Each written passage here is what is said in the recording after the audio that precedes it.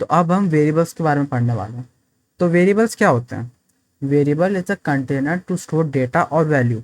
Variable एक container है जिसके अंदर हम किसी डेटा या किसी वैल्यू को स्टोर करते हैं। अब इमेजिन करो, आपके घर में एक फ्रिज है, उस फ्रिज के अंदर आपने फ्रूट्स रखे हैं। ठीक है, क्या रखे हैं? फ्रूट्स रखे हैं। उसके बाद एक बड़ा सा डब्बा है, इसके अंदर आपने क्या रखा है? आटा रखा है। ठीक है। उसके बाद कुछ छोटे छोटे से डब्बे हैं, छोटे छोटे से डब्बे हैं। उसके अंदर आपने, इनके अंदर आपने क्या रखा है? मिर्ची, मसाले, कॉफ़ी वगैरह जो सब आपने वो रखा है। फिर कुछ ड्रॉवर्स हैं जिसके अंदर आपने बर्तन वगैरह रखे हैं। ठीक है। तो आप देखो, फ्रिज फ्रिज एक कंटेनर है जिसके अंदर आपने फ्रूट्स रखे हैं।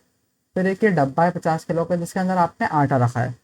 फिर एक कुछ छोटे छोटे छोटे डब्बे हैं जिसके अंदर आपने मिर्ची, मसाले वगैरह रखे हैं। ठीक है। फिर ड्रॉवर्स के अंदर आपने क्या रखे हैं? बर्तन रखे हैं। तो आपने अलग अलग कंटेनर के हिसाब से अलग अलग चीज़ें रखी है उसके अंदर। ठीक है। तो अलग अलग कंटेनर के लिए अलग अलग चीज़ें हैं, है ना? जैसे सब्जियों के लिए फ्रिज है ना? तो अलग अलग चीज़ों के लिए अलग अलग कंटेनर है। ऐसे अलग अलग वैल्यूज़ के लिए अलग अलग टाइप के कंटेनर्स होते हैं। जैसे कि इंट, इंट के अंदर हम क्या स्टोर करते हैं? इंट के अंदर हम स्टोर करते हैं 1, 2, 3, 4, -1, -2, ऐसी वैल्यूज को हम स्टोर करते हैं बिना डेसिमल पॉइंट्स वाली। उसके बाद फ्लोट, इसको मैं पहले हटा देता हूँ। हाँ, तो फ्लोट, फ्लोट के अंदर हम डेसिमल वाली वैल्यू स्टोर करते हैं, जैसे कि 4.1, 12, 3.96, 4.22, ऐसी वैल्यूज को हम स्टोर करते हैं। उसके बाद है कैर, कैर के अंदर हम सिंगल कोट्स में सिंगल कैरेक्टर्स को स्टोर करते हैं। जैसे कि मान लो मैंने सिंगल कोट्स में ए लिख दिया, सिंगल कोट्स में डी लिख दिया। इनको हम ऐसे सिंगल कैरेक्टर को सिंगल कोट्स में स्टोर करते हैं। उसके बाद स्ट्रिंग, स्ट्रिंग में हम डबल कोट्स में कोई भी वर्ड या तो सेंटेंसेस को स्टोर करते हैं। जैसे कि मैंने लिख दिया इसमें हेलो वर्ल्ड, तो ये एक स्ट्रिंग है। ठीक है। उसके बाद है बूल, बूल रहता है ट्रू या तो फॉल्स, है ना? मान लो जैसे लाइट ऑन या तो लाइट ऑफ। ठीक है। उसके बाद डबल, देखो अब देखो, डबल और फ्लोट सेम ही होते हैं। ठीक है, डबल और फ्लोट सेम ही होते हैं, पर डबल का प्रेसिजन ज़्यादा होता है। इसका मतलब है कि फ्लोट में देखो, फ्लोट में आप डेसिमल के बाद, जैसे मैंने, फ्लोट डेसिमल वैल्यूज को स्टोर करता है, डबल भी डेसिमल वैल्यूज को स्टोर करता है। पर देखो, फ्लोट में आप डेसिमल जहाँ पर आ रहा है उसके बाद आप 6 to 7 डिजिट्स और स्टोर कर सकते हो, उससे ज़्यादा नहीं कर सकते। ठीक है, डेसिमल के बाद आप 6 to 7 डिजिट्स और स्टोर कर सकते हो, उससे ज़्यादा स्टोर नहीं कर सकते। पर डबल में ऐसा नहीं है, डबल का प्रेसिजन ज़्यादा होता है, तो उसमें आप डेसिमल के बाद 15 और डिजिट्स तक आप स्टोर कर सकते हो। ठीक है। तो अभी मैंने आपको बताया कि अलग अलग हम डेटा के टाइप के हिसाब से अलग अलग कंटेनर्स में उसको हम स्टोर करते हैं। अब देखो, अब मान लो मेरे को एक वेरिएबल बनाना है ना? मान लो मेरे को एक इंट वेरिएबल बनाना है, मैं कैसे बनाऊंगा? सबसे पहले ये जानो कि हमको किस टाइप की वैल्यू स्टोर करनी है। अब देखो, मेरे को पता है, मेरे को मान लो मेरे को 5 वैल्यू स्टोर करनी है अपने वेरिएबल में, तो मैं उसके लिए मैं किस टाइप का कंटेनर यूज़ करूंगा? Int.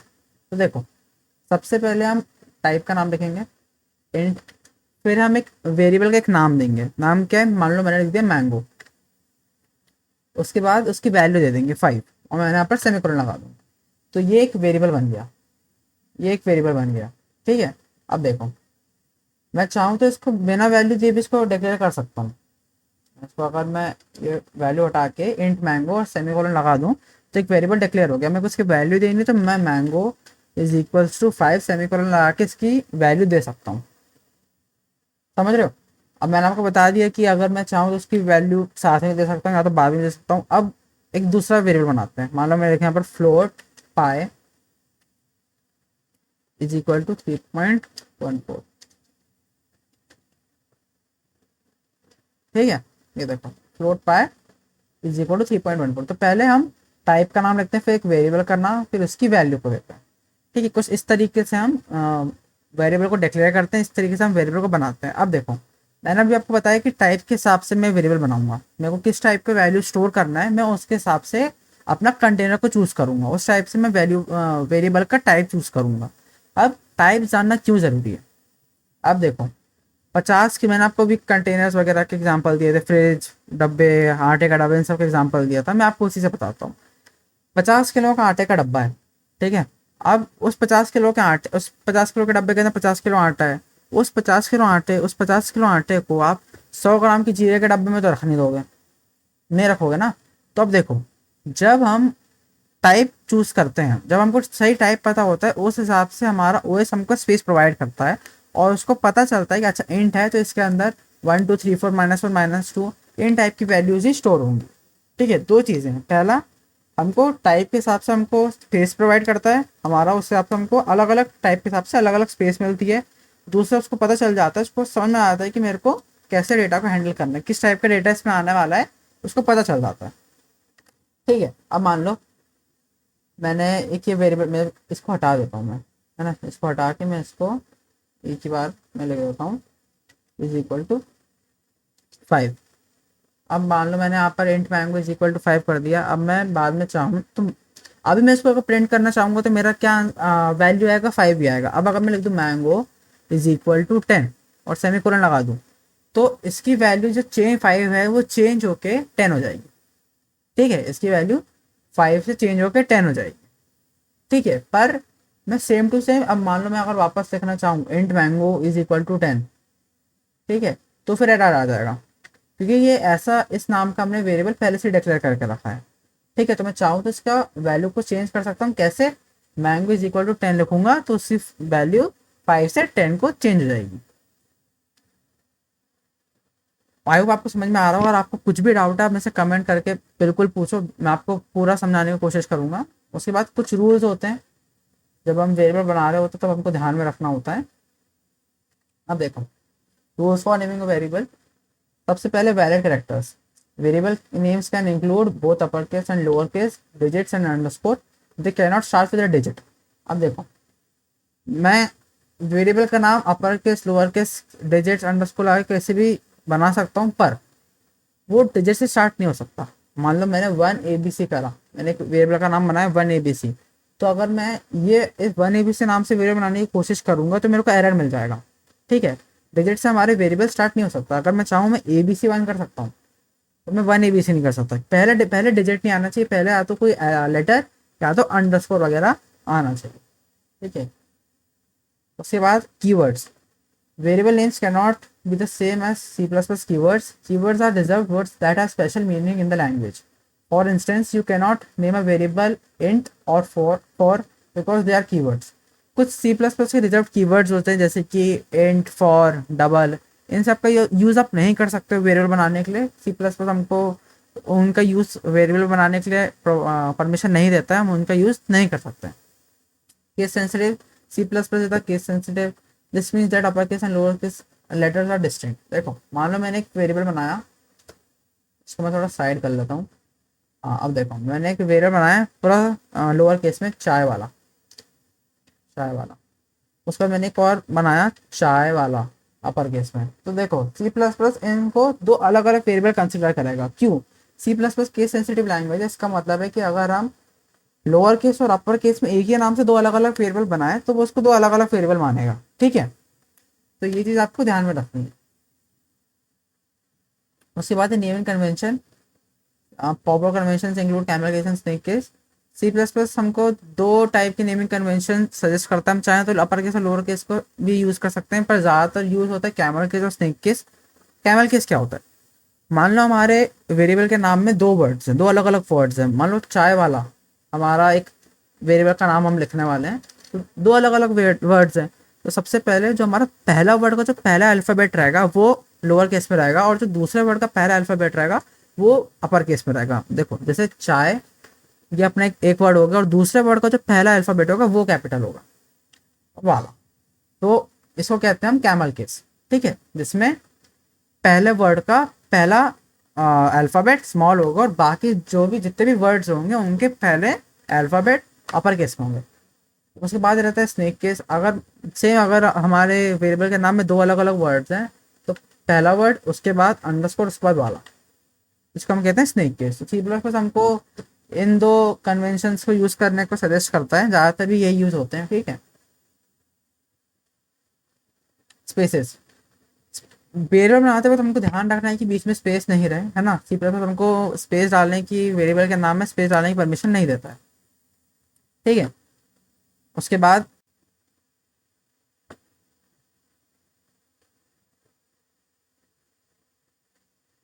Variable scope, variable scope का क्या मतलब होता है? वेरिएबल स्कोप का मतलब वो जगह जहाँ हम किसी वेरिएबल को एक्सेस कर सकते हैं, ठीक है। सबसे पहले होता है लोकल वेरिएबल, जो किसी फंक्शन या किसी ब्लॉक के अंदर डिक्लेयर किया जाता है। हम उस वेरिएबल को सिर्फ उस फंक्शन के अंदर ही एक्सेस कर सकते हैं, ठीक है। मान लो मैंने एक फंक्शन बनाया और माय फंक्शन नाम से, और उसके अंदर मैंने एक वेरिएबल बनाया, तो मैं उस वेरिएबल को सिर्फ उस फंक्शन के अंदर ही एक्सेस कर सकता हूँ, उस फंक्शन के बाहर एक्सेस नहीं कर सकता। फिर होता है ग्लोबल वेरिएबल। ग्लोबल वेरिएबल किसी फंक्शन के अंदर नहीं होता, वो फंक्शन के बाहर डिक्लेयर किया जाता है, और उसको मैं जहाँ भी जैसे भी चाहूँ कहीं भी, मैं फंक्शन के अंदर फंक्शन के बाहर कहीं भी उसको मैं एक्सेस कर सकता हूँ। अब इसका हम प्रैक्टिकल देखेंगे, तो बने रहिएगा साथ में। अभी आपको मैं डेटा टाइप्स के बारे में बताता हूँ। तो देखो, data type, the data type specify the size and the type of information the variable will store. Data type से हमको पता चलता है उसका क्या साइज रहेगा और किस टाइप का इंफॉर्मेशन वो वेरिएबल स्टोर करेगा। सबसे पहले आते हैं बिल्ट इन डेटा टाइप, जो सी प्लस प्लस के साथ बने बनाए आते हैं, हमको बस उसको उठा के यूज़ करने रहते हैं। सबसे पहले होता है इंट। जैसे इंट में आते हैं 1 2 3 4 -1 -2। उसके बाद आते हैं फ्लोट। फ्लोट में हम डेसिमल वाली वैल्यूज को स्टोर करते हैं, जैसे 3.92, 5.42, 6.91। कैर, कैर में हम सिंगल कोट्स में सिंगल कैरेक्टर को स्टोर करते हैं, जैसे कि ए सिंगल कोट्स में, बी सिंगल कोट्स में। उसके बाद डबल, डबल और फ्लोट थोड़ा बहुत सेम ही होता है, बट डबल का प्रेसिजन ज़्यादा होता है। मैंने आपको ऊपर बताया था कि डबल में हम डेसिमल के बाद 15 डिजिट स्टोर कर सकते हैं, पर फ्लोट में हम डेसिमल के बाद 6 to 7 डिजिट से स्टोर करते हैं ना, कर सकते हैं। उसके बाद बूल, बूल रहता है ट्रू या तो फॉल्स। उसके बाद है वॉइड। वॉइड का मतलब रहता है नल, मतलब कुछ नहीं, है ना, खाली। तो देखो, वॉइड का काम वेरिएबल बनाने का काम नहीं आता है, वो फंक्शन बनाने के लिए यूज़ होता है, ठीक है। उसके बाद है user defined data types. User defined data types वो होते हैं जो कि आपके और मेरे से यूज़र रहते हैं वो डिफाइन करते हैं। उसमें आते हैं struct, union, enum, class, typedef. इनके बारे में मैं आपको आगे बताऊंगा, ठीक है। उसके बाद होते हैं derive data types. Derive data types क्या होते हैं? जो बिल्ड इन डेटा टाइप्स के साथ लेके बनाए जाते हैं, जैसे कि एरेज, फंक्शन, पॉइंटर्स, रेफरेंस, इन सब के बारे में आगे बताऊंगा। अब मैं चाहूँगा कि मैं आप VS कोड खोल लो, ठीक है। अब हम थोड़ा प्रैक्टिकल समझने वाले हैं। मैंने अपना VS कोड खोल चुका है। अब मैं एक नई फाइल बना लेता हूँ, चैप्टर डू डॉट CPP, और मैं जो बेसिक कोड है C++ का उसको लिख लेता हूँ, इंक्लूड।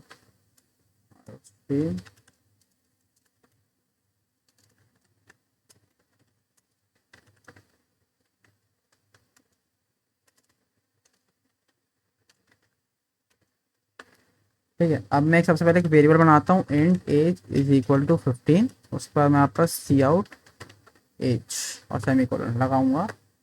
ये देखो, अब मैं इसको रन करूँगा तो देखो 15 प्रिंट होके आ जाएगा, ठीक है। अब देखो, सबसे पहले मैंने, अब मेरे को अपनी वैल्यू 15 देनी थी।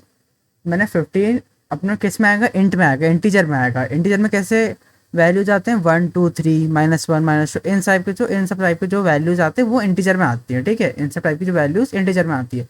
सबसे पहले मेरा जो टाइप है मैंने उसका नाम लिखा। उसके बाद अपन वेरिएबल का नाम लेते हैं, मैंने वेरिएबल का नाम लिखा और उसके बाद उसकी वैल्यू दी। उसके बाद मैंने सी आउट का यूज़ किया, ये आउटपुट का काम आता है, मैंने आपको अभी बताया था। उसके बाद मैंने इंसर्शन ऑपरेटर लगाया।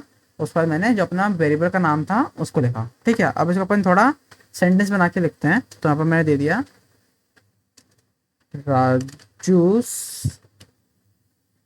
एज इज, उसके बाद एज ईयर्स फुल स्टॉप, और यहाँ पर मैं एंडल लगा देता हूँ, ठीक है। एंडल से अपना लाइन ब्रेक हो जाएगा, ठीक है। देखो, राजूस एज इज 15 ईयर्स। मैं इसको यहाँ से भी स्पेस दे देता हूँ, तो यहाँ पर थोड़ा स्पेस आ जाएगा, ठीक है। यहाँ पर आ गया राजूस एज इज 15 ईयर्स। अब मैं उसको ना साथ में कर देता हूँ दोनों को, ठीक है। अब अपन और कुछ वेरिएबल्स बनाते हैं, जैसे कि इंट नंबर ऑफ स्टूडेंट्स, ठीक है। उसके बाद मैं यहाँ पर दे दिया 40 नंबर ऑफ स्टूडेंट्स। मैं इसे कॉपी कर लेता हूँ और यहाँ पर दे देता हूँ देयर, अरे रे रे रे, हाँ,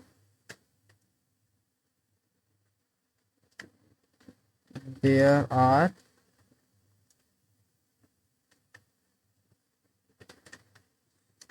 स्टूडेंट्स इन द क्लास, ठीक है। अब ये देखो, आगे यहाँ पर there are 40 students in the class. अब ये तो होगा एंड। अब अपन बनाते हैं कैर, बनाते हैं char grade is equal to, single quotes में कैर का अपन कब यूज़ करते हैं, जब अपन सिंगल कोट्स में सिंगल कैरेक्टर का यूज़ कर रहे हैं, वैल्यू डाल रहे हैं, तब अपन कैर का यूज़ करते हैं। सी आउट यहाँ पर दे दिया मैंने राजू कोड ग्रेड ऑफ, अब मैं डाल दिया ग्रेड, वहाँ पर मैंने फुल स्टॉप डाल के एंडेड। अब मैं इसको रन करूँगा तो यहाँ पर आ गया राजू स्कोडा ग्रेड ऑफ। मैं इसको यहाँ पर स्पेस दे देता हूँ ताकि अपन को अच्छे से दिखे। यहाँ पर आ गया राजू स्कोडा ग्रेड ऑफ ए। अब मैं लगता हूँ स्क्वायर सिंबल और मैं यहाँ पर लगा देता हूँ डॉलर। मैं इसी को कॉपी करके यहाँ पर डाल के लिख देता हूँ द करेंसी सिंबल इज, तो मैं यहाँ पर तो आ गया the currency symbol is dollar. ठीक है, अब अपन कुछ फ्लोट इससे बनाते हैं, फ्लोट टाइप के बनाते हैं। फ्लोट टेम्परेचर, अरे यार क्या हो रहा है, मेरा कीबोर्ड थोड़ा ना ख़राब हो गया यार। 50.1, ठीक है 50.1। उसके बाद मैंने यहाँ पर लिखा सी आउट द, अरे यार द करेंट टेम्परेचर इज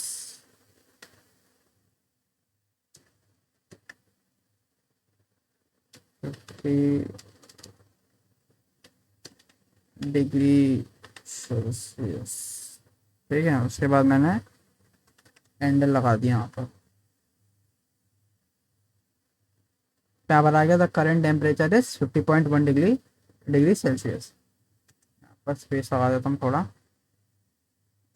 ठीक है, यहाँ पर आ गया। अब मैं इसी को कॉपी कर लेता हूँ, मैंने इसी को कॉपी करके मैं एक और बना देता हूँ फ्लोट वेलोसिटी और यहाँ पर आ देता हूँ द ऑब्जेक्ट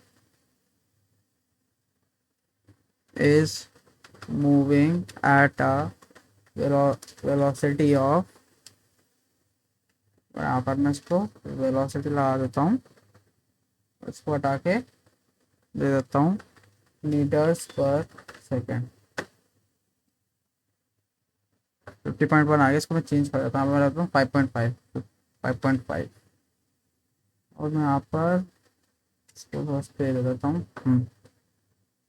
यहाँ पर आ गया the object is moving at a velocity of 5.5 metres per second.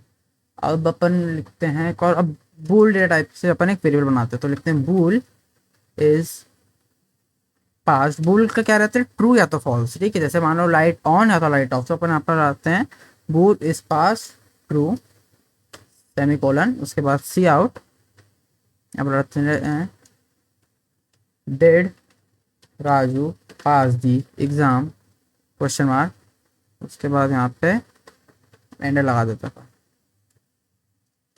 ठीक है, एक और बनाते हैं साथ में, bool is active is equal to false, और इसको मैं कॉपी कर लेता हूँ और इसको चेंज करके मैं लिख देता हूँ is the account currently active question mark. अब मैं इसको रन करता हूँ, तो अब देखो, रुक जाओ, कुछ तो गलती करी है मैंने, कुछ तो गलती करी है। ओ सॉरी, मैंने ना यहाँ पर इसको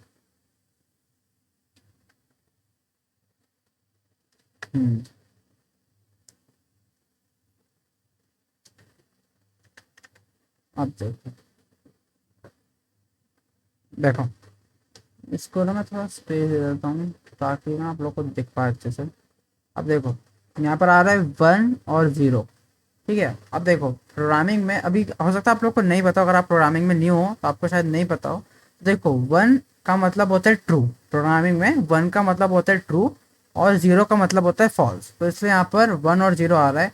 अब अगर मैं चाहूँ तो उसको मैं येस और नो में भी कर सकता हूँ। अगर मैं इसको इस पार्ट को मैं ब्रैकेट में कर दूँ और इसको मैं क्वेश्चन मार्क आगे लगा दूँ और yes colon space colon no, इसको अरे इसको हाँ, अब मैं इसको रन करूँगा तो आप देख सकते हो यहाँ पर आ जाएगा ये सब। मैं इसको सेम इसको कॉपी करके ना यहाँ पे भी लगा देता हूँ। तो अब देखो आप, तो यहाँ पर आ जाएगा येस और नो, है ना, 1 और 0 की जगह यहाँ पर आ जाएगा येस और नो। मैंने क्या करा, is that question mark yes और नो, ठीक है। तो प्रोग्रामिंग में 1 का मतलब होता है ट्रू और 0 का मतलब होता है फॉल्स। तो अभी हमने कुछ वेरिएबल्स बना, मैं चाहता हूँ कि आप भी अलग अलग नाम से कुछ ना कुछ बनाने का ट्राई करो, है ना, अलग अलग बनाओ, तब भी आप जब तक खुद नहीं करो तब तक आप सीख नहीं पाओगे। अब अपन लोकल और ग्लोबल वेरिएबल को समझते हैं।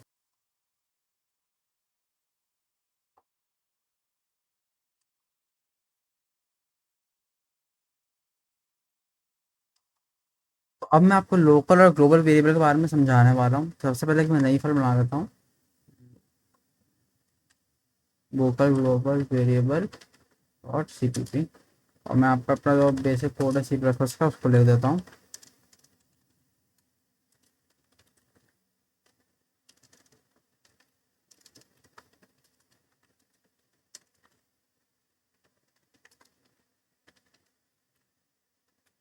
हाँ, तो देखो अभी मैंने आपको लोकल वेरिएबल के बारे में बताया था और ग्लोबल वेरिएबल के बारे में बताया था। तो लोकल वेरिएबल क्या होते हैं? लोकल वेरिएबल वो वेरिएबल होते हैं जो किसी फंक्शन के अंदर डिक्लेयर किए जाते हैं और उसको एक्सेस हम सिर्फ उसी फंक्शन के अंदर कर सकते हैं। और ग्लोबल वेरिएबल क्या होता है? ग्लोबल वेरिएबल होता है जो किसी फंक्शन के अंदर डिक्लेयर नहीं किया जाता, किसी फंक्शन के बाहर डिक्लेयर किया जाता है, जो किसी फंक्शन के अंदर नहीं होता, उसको अपन कहीं भी एक्सेस कर सकते हैं। सबसे पहले मैं एक वेरिएबल बनाता हूँ, इंट ए करके इज इक्वल टू 40, अब मैं सेकंड लगा दूंगा। अब देखो ये किसी फंक्शन के अंदर नहीं है, तो ये क्या हुआ, ये ग्लोबल वेरिएबल हो गया, ठीक है, ये क्या हो गया, ये ग्लोबल वेरिएबल हो गया।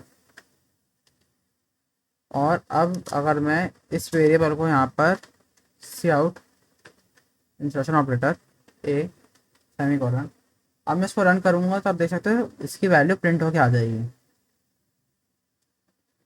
देखो 40 प्रिंट होके आ गया, क्यों? क्योंकि ग्लोबल वेरिएबल किसी फंक्शन के अंदर डिक्लेयर नहीं किया जाता है और उसको अपन जहाँ चाहे किसी फंक्शन के अंदर, किसी फंक्शन पर अपन जहाँ चाहे उसको एक्सेस कर सकते हैं। अब मैं एक फंक्शन बनाता हूँ, वॉइड माई फंक्शन,